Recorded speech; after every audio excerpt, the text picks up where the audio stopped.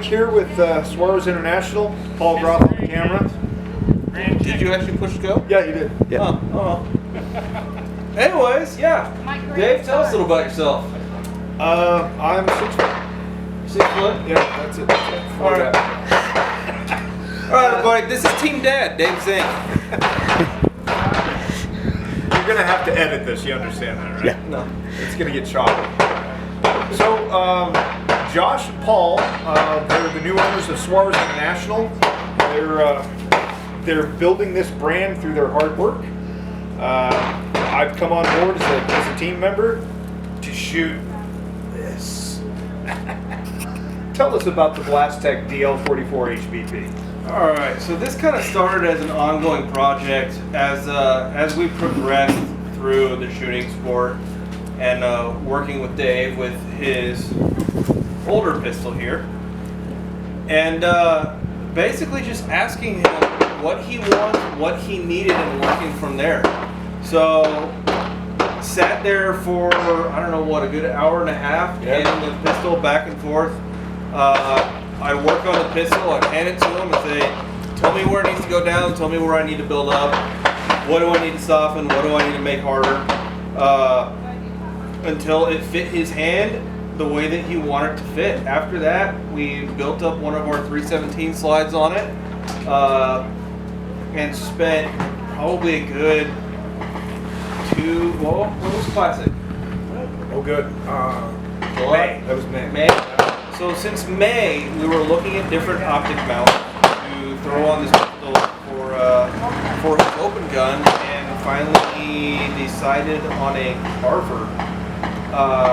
Basically give him the best hard points to put into, where we have the body mount on the rail as well as the trigger pin. We are running it with a Bronco barrel currently, and a Carver 4-port? Yeah, 4-port comp. 5, 6, 10 technically. Yeah, a lot of holes. The real genius of this pistol is, for those of you out there shooting 9 major, I know you've had this problem because the round is so violent, so horribly violent, that it's blowing the extractor off. The sliding reciprocates. Suarez has come up with an extended reach, as I like to call it, plunger here, and an extractor that's totally unique to them. So now the gun is extracting perfectly every single time.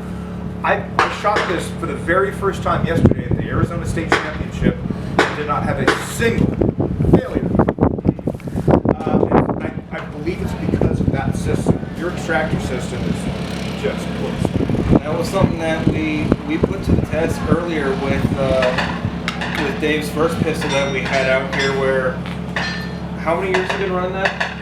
I ran that pistol in 40 caliber for 3 years. Changed it to a 9mm top end because a friend of mine wanted to go to a higher capacity. We're loading partners, so we went, all right, let's do it. The company that was making the 40 caliber bullets went out of business, God rest their name, and let's try it. It took us a year of development trying to get the 9mm major round just right. We've got it down pat. The second that we figured that out, all of a sudden I found out that the gun wouldn't work. You boys came along and went, I know what's going on with that. That thing is casting its extractor off before the slide reciprocates, and you fixed it. The only reason that pistol is retired after you guys fixed it is the fact that I didn't clean the comp. My fault. It's okay, it stayed on the pistol, it didn't go down range. It went a ½ inch further down range than it should have. So yeah, basically, we were talking to Dave off and on, and had it in multiple hands, been told that he will never have that gun running without a hiccup. It took us all of 2-3 minutes on the bench, apart, back together, and didn't have any more issues after that. Well, apart from me not cleaning the comp, yes. But it ran, and it extracted that round. Well, actually, you know, it's funny. I've actually learned a few things in this journey. I was always a Glock shooter. I've been my whole entire shooting career, very stubbornly, it must be said. And one of the mantras of the Glock shooter is, I have to touch it, I don't have to clean it. I just have to pick it up, throw it in the bag, and we're done. Run a bore stake through it. Not true for an open. Cleaning the compensator is apparently a thing. And you guys reintroduced me to my childhood friend, Hoppy's number 9.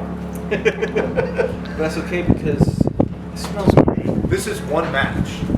That's 256 rounds, including the drum. It's the compensator's black. The compensator's black, and you can't see it, but this little deflector shield right here, that underside is caked with built-in carbon.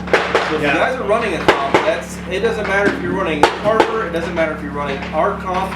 If you're putting rounds down range for it, comps are notorious for not only building up a lot of carbon, but by the means of how they do it is that dispersion of gas. That gas builds up multiple chemical elements that'll harden up, and a lot of times you see it'll turn the metal blue, almost like a chlorine that has been out and dried on a surface color blue. We actually, and this goes back to my days in the Marine Corps, those gases can get so hot that when compounded will actually start building up a layer of nickel. And that's one of the things that we came across with our machine guns, especially on the 249 saw, is it eats ammo so fast that the piston system we actually have to go in and scrape out because it'll build in a layer of nickel inside that piston system, so your gas stroke will get shorter and faster until the system just goes down. And that's, granted, you're not working in an enclosed space that constantly pumps that gas in that one spot. You have open ports that actually help so that you don't have that nickel buildup. But you still end up with a huge carbon deposit, which is why if we're running comp guns, and why we explain to you, if you're running a comp, you need to run some kind of solvent that eats the carbon off to where you can just soak it and take all the carbon out of there. Because what that'll eventually do is it'll start closing up that borehole. I found that out the hard way. Yeah. A little while ago. I gotta say though, I've taken the Suarez compensator out of 2-port and run it through its paces, and I gotta tell you, man, if they ever allowed a compensator in any of the non-open divisions, I'd run this thing. I ran standard loads, or not a plus P, but pretty hefty loads that I make on the machine. And this thing actually kept the gun down. I was really impressed. You don't have to go to like an 11-pound string with this. You can actually be, in the neighborhood of 15 pounds and still work with it. The 4-port here, 11 pounds or bust. And it's doing damage. If you try to run a 13-pound string in this thing, God help us. But with the 11-pound string, it works, man. I am looking forward to the day where we get that name on there. It'll happen soon enough. Paul, you think of anything else? No. All right, cool.